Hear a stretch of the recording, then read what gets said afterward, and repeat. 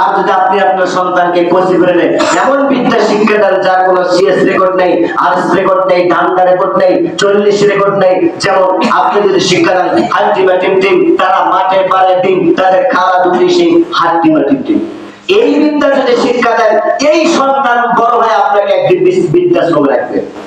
এই সন্তান আপনাকে বাড়ি থেকে তাড়িয়ে দেবে, এই সন্তান আপনার সামনে সিগারেট খাবে, এই সন্তান আপনাকে বাড়ি থেকে তাড়িয়ে দেবে, আপনি কিছুই বলতে পারবেন না, কারণ আপনি আপনার সন্তানকে কোচিংয়ে কোরআনের বিদ্যা শিক্ষা দেন নাই।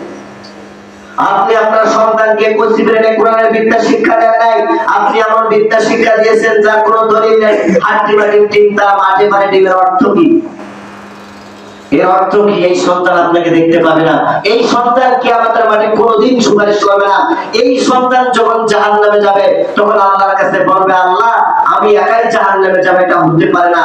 আমার বাবা মা আমাকে কোরআনের শিক্ষা দেয় নাই, আমার বাবা মা আমাকে কোরআন পড়তে পারে নাই, আমার বাবা মা আমাকে মাদ্রাসায় পড়ায় নাই, আমার বাবা আমাকে আর্মি বানিয়েছে, পুলিশ বানিয়েছে, র্যাব বানিয়েছে, বিডিআর বানিয়েছে, তাই আমি সিগারেট খেয়েছি, আমি হেরোইন খেয়েছি, গাঁজা খেয়েছি, ফেন্সিডিল খেয়েছি, খারাপ কাজ করেছি, অশ্লীল কাজ করেছি, এই জন্য আমি জাহান্নামে যাচ্ছি। তো আমি যদি জাহান্নামে যাই, আমি আমার বাবা মাকে নিয়ে যাবো, এটা বলবে না?